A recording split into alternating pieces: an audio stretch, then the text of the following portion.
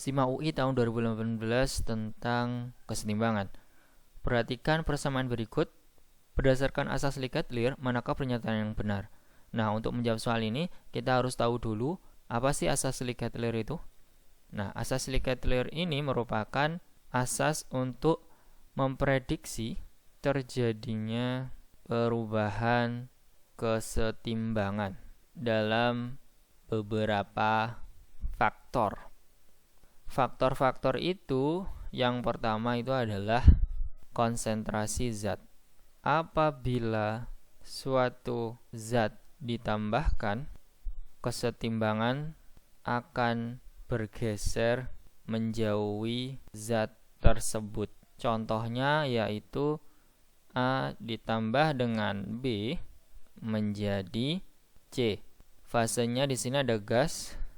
Ingat bahwasanya untuk kesetimbangan itu yang mempengaruhi adalah pada fase gas dan akuos ya. Ketika konsentrasi A itu saya tambahkan, maka kesetimbangannya itu akan menjauhinya, artinya akan bergeser ke kanan. Begitu pula untuk B, jika kita tambahkan konsentrasinya, maka akan mengarah ke kanan. Sebaliknya, kalau misalkan saya tambahkan di sini konsentrasi C, zat C ya, maka pergeserannya akan menjauhinya, yaitu ke kiri gitu ya, maksud dari menjauhi. Oke, yang kedua adalah suhu. Pada reaksi eksoterm, suhu dinaikkan akan mengarah ke reaksi endoterm. Suhu diturunkan akan mengarah ke reaksi eksoterm. Contohnya, jika A plus B menjadi C, reaksinya adalah eksoterm gitu ya. Kemudian A plus B misalkan reaksinya itu adalah endoterm, maka pada reaksi eksoterm jika suhu dinaikkan itu kan harusnya mengarah ke endoterm ya. Sehingga karena reaksinya di sini eksoterm, reaktan ini menjadi produk itu reaksinya endoterm ya. Sehingga kebalikannya, kalau misalkan produk menjadi reaktan, reaksinya adalah endoterm. Sehingga kalau suhu dinaikkan, kesetimbangan akan mengarah ke kiri. Sedangkan suhu diturunkan akan mengarah ke eksoterm reaksinya, maka akan bergeser ke kanan gitu ya.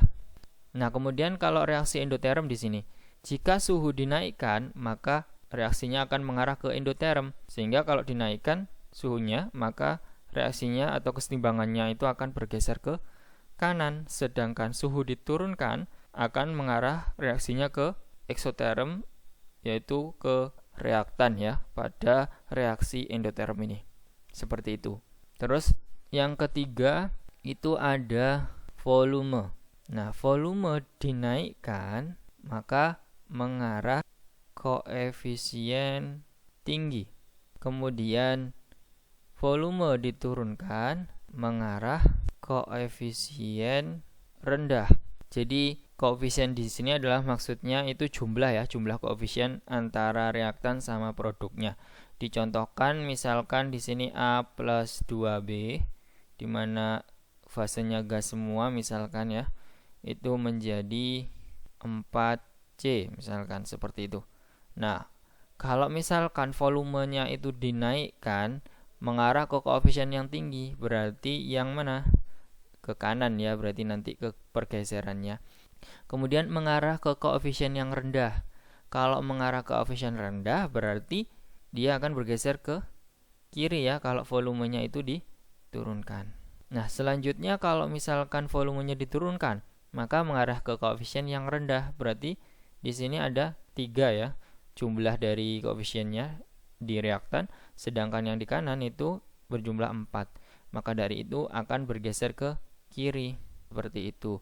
Terus kemudian yang keempat itu ada tekanan. Nah, tekanan ini berbanding terbalik ya dengan volume. Maka kalau misalkan tekanannya itu diperbesar, mengarah koefisien rendah. Kemudian apabila tekanannya diturunkan, maka mengarah koefisien yang tinggi gitu ya. Nah, berarti kebalikannya ya dari volume. Berarti kalau misalkan kita naikkan nih tekanannya, maka akan bergeser kemana? Kalau misalkan dicontohkan ini, bergeser ke kiri, ya. Nah, kemudian kalau misalkan tekanannya diperkecil, maka mengarah ke koefisien yang tinggi, berarti yang pada produk ini ya, 4C ini ya, kesetimbangannya akan ke kanan, seperti itu. Kemudian yang kelima itu adalah katalis. Nah, untuk katalis sendiri itu tidak mempengaruhi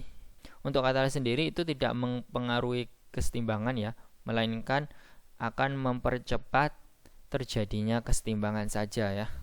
Jadi tidak mempengaruhi kesetimbangan itu bergeser ke kanan atau ke kiri, hanya mempercepat reaksi ya, atau mempercepat laju reaksinya saja agar dicapai kesetimbangan yang lebih cepat. Oke, langsung aja ke soalnya di sini. Nah, soalnya di sini adalah penambahan konsentrasi ya di sini dan pengurangan konsentrasi. Berarti faktor yang berpengaruh di sini adalah konsentrasi zat ya. Nah, kalau misalkan nih penambahan N2O4 ini ya, N2O4 itu akan menyebabkan reaksi bergeser kemana? Bergeser menjauhi N2O4, berarti ke kanan harusnya. Di sini ke kiri, berarti salah. Terus penambahan N2O4. Nah, ini harusnya benar ya, bergeser ke kanan. Terus di sini pengurangan NO2. Kalau pengurangan berarti kebalikannya ya. Berarti akan mengarah ke dirinya. Mengarah ke dirinya berarti ke NO2 sendiri atau ke kanan harusnya. Ini salah ya. Jadi selain penambahan, itu juga pengurangan juga berpengaruh ya. Kalau pengurangan berarti dia itu akan mengarah ke dirinya. Kemudian pengurangan N2O4 berarti mengarah ke N2O4 sendiri ya, ke kiri harusnya. Ini salah. Tidak ada jawaban yang benar, salah juga. Harusnya yang B ya jawabannya.